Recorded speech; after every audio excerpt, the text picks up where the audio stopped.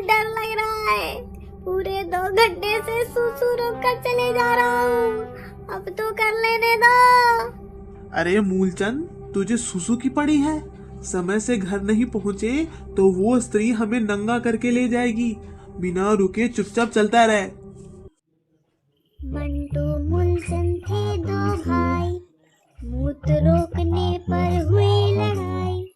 पीछे से स्त्री आई और नंगा करके उठा ले आई।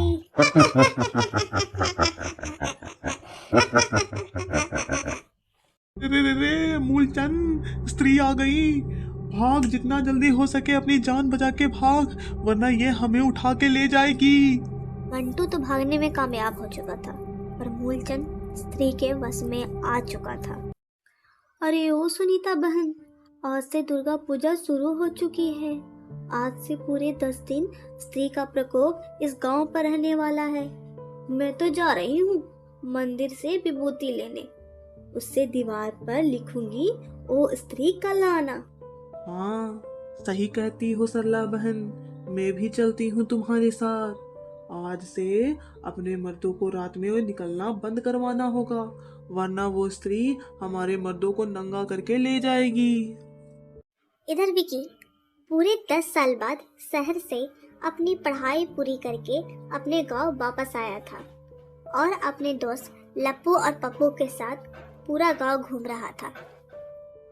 अरे ये क्या काकी, खुद तो तुम्हारे लिए काला अक्षर भैंस बराबर है और स्त्री को भगाने के लिए ओ स्त्री कला ना लिख रही हो। ये सब तो अंधविश्वास है।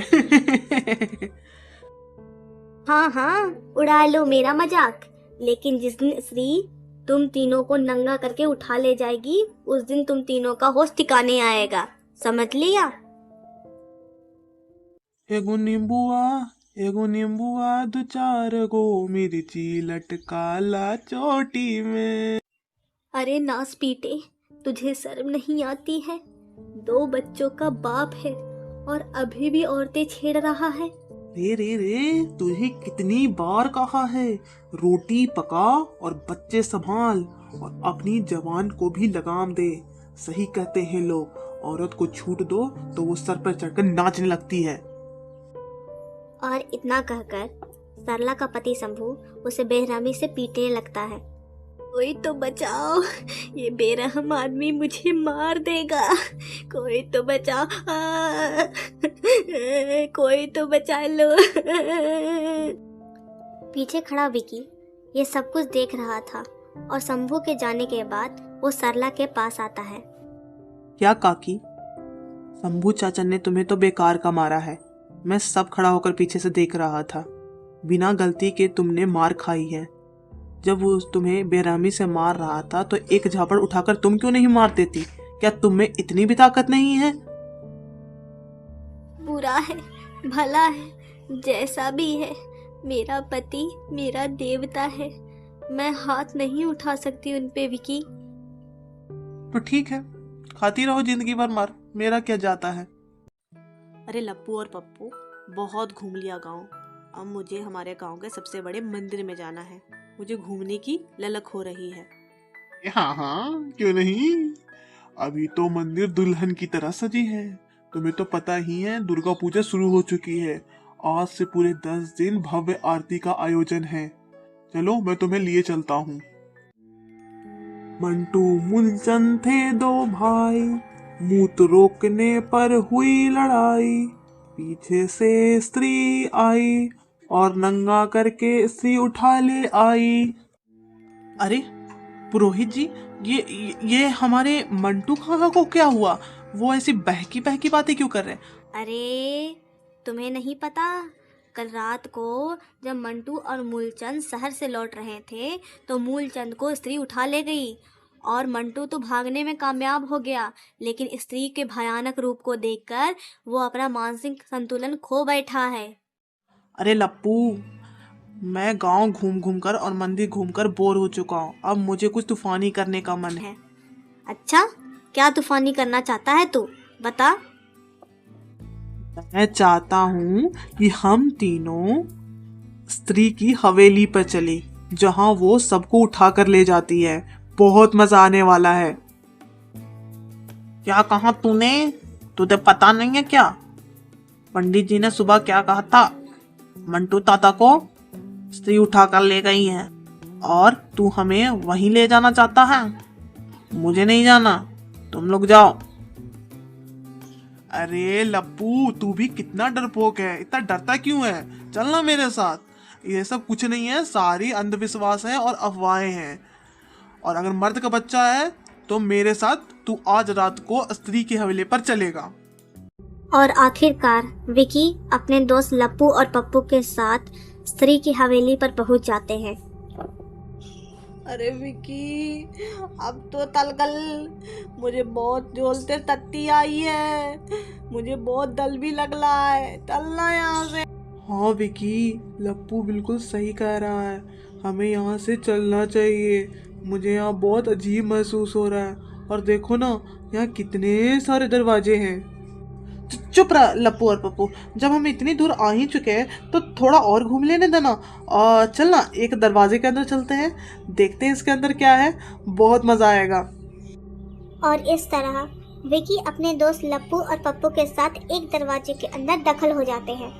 उनके दरवाजे के अंदर दखल हुए बस थोड़ा सा ही समय हुआ था कि अचानक से पीछे अरे अरे विकी विकी, लप्पू ये तो स्त्री है। मैं चाह रहा था ना कि यहाँ से चलो जल्दी। देखो देखो, हम फंस चुके हैं, जल्दी भागो अब यहाँ से।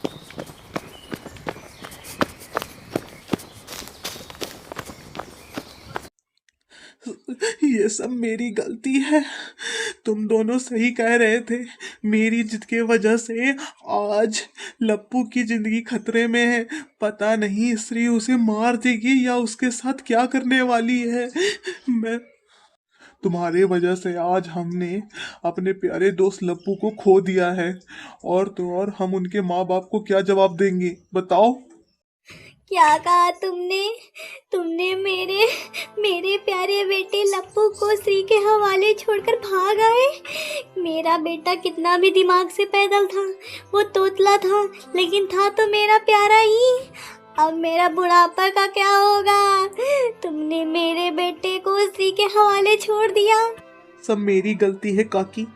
मैं लप्पू को स्त्री से छुड़ाकर जरूर लाऊंगा। आप मुझ पर बस भरोसा रखिए। पुरोहित जी, हमें आपकी मदद की सख्त जरूरत है। कल रात को हमारे दोस्त लप्पू को स्त्री उठाकर ले गई है। आप बताइए, हम लप्पू को कैसे छुड़ाकर उससे वापस लेकर आए? ठीक है, स्त्री से लड़ने के लिए तुम्हें पहले उसका इतिहास जानना पड़ेगा और उसके लिए हमारे गांव के पुस्तकालय में इस गांव यानी हमारे गांव मंदेरी के मंदेरी पुराण को पढ़ना पड़ेगा, जिसमें इस गांव का पूरा इतिहास है। पहले उसे पढ़ो, शायद तुम्हारा जवाब उसी में छिपा है। अरे वाह वाह, इतने दिनों बाद इस मंदेरी गांव के लोगों को पुस्तकालय में आने की क्या जरूरत पड़ने लगी? आखिरकार समय मिल ही गया मंदेरी वालों को किताब पढ़ने का। देखिए, हमारे दोस्त की जान खतरे में है और हम किसी भी हाल में उसे बचाना चाहते हैं। इसके लिए हमें मंदेरी पुराण चाहिए, मंदेरी का पूरा इतिहास जानने के लिए। क्या बता सकती हैं ऐसी कोई पुस्तक यहाँ है? हाँ, मंदेरी पुराण तो है यहाँ, पर सालों बाद कोई वो किताब फिर से मांग रहा है और यहीं कहीं पड़ी होगी, पता नहीं कहाँ पर। तुम्हें ढूंढना होगा क्योंकि कोई इतने सालों से उसे पढ़ने नहीं आया, तो मुझे याद भी नहीं कि वो कहाँ है। तुम सब खोज लो उसे। विकी और पप्पू एक एक करके सारी किताबें देखने लगते हैं, लेकिन काफी वक्त बीतने के बाद भी उन्हें मंदेरी पुराण नहीं मिल रहा था। वो बहुत परेशान थे। देख विकी, मिल गया हमें जिसकी हम तलाश कर रहे थे। यही है वो मंदेरी पुराण। अब जल्दी जल्दी इसे पढ़ते हैं और पता लगाते हैं सब कुछ। अब समझ आया पप्पू, क्यों वो स्त्री गांव के मर्दों को नंगा कर करके मार रही है। आज से 100 साल पहले इसी गांव में सुनैना नाम की औरत पढ़ना चाहती थी, आगे बढ़ना चाहती थी, पर इस गांव के मर्दों ने उसे बीच चौराहे पर जिंदा जला दिया। वो अपने साथ हुए अन्याय का बदला ले रही है। साथ ही वे गांव की मर्दों और औरतों से भी नाराज है, मर्द तो अत्याचार करते हैं, लेकिन औरतें उनका साथ दे रही हैं उस अत्याचार को सहकर। हमें अभी के अभी इन गांव वालों को ये सब कुछ बताना होगा। सुनो गांव वालों, स्त्री कोई बुरी औरत नहीं है, बल्कि वो अपने साथ हुए अन्याय का बस बदला ले रही है, और साथ ही वो इस गांव के औरतों और मर्दों से भी बहुत नाराज है। मर्द तो अत्याचार करते हैं, पर औरतें उनका साथ देती हैं उस अत्याचार को सहकर। हम सबको एक साथ चलकर स्त्री से माफी मांगनी चाहिए और उनको ये आश्वासन देना चाहिए कि आज से यह गांव स्त्रियों का सम्मान करेगा और उनके साथ कोई अत्याचार नहीं करेगा, और औरतों को भी ये कहना होगा कि वो अब अत्याचार नहीं सहेंगी। स्त्री, हम जान गए हैं कि तुम बस हमसे नाराज हो और अपने साथ हुए अन्याय का बस बदला ले रही हो। हम तुमसे माफी मांगने आए हैं और हम तुम्हें आश्वासन देते हैं कि इस गांव के लोग अब कभी भी औरत का सम्मान करने से पीछे नहीं हटेंगे और उनके साथ अत्याचार भी नहीं करेंगे, और इस गांव की औरत भी कभी भी अब अत्याचार नहीं सहेगी। ठीक है, लेकिन मैं इस मंदेरी गांव को छोड़कर तो कहीं नहीं जाने वाली। मैं जहां भी देखूंगी अन्याय हो रहा है, मैं उस अन्याय करने वाले को नहीं छोड़ूंगी। अब इस मंदेरी गांव वालों ने गांव के चौराहे पर स्त्री की एक मूर्ति बना रखी है। अब वो द्वारपाल की तरह पूरे गांव पर निगरानी रखती है और जहां भी अन्याय होता है वहां न्याय करती है। गांव वाले भी अब सुधर चुके हैं और स्त्री का सम्मान करने लगे हैं।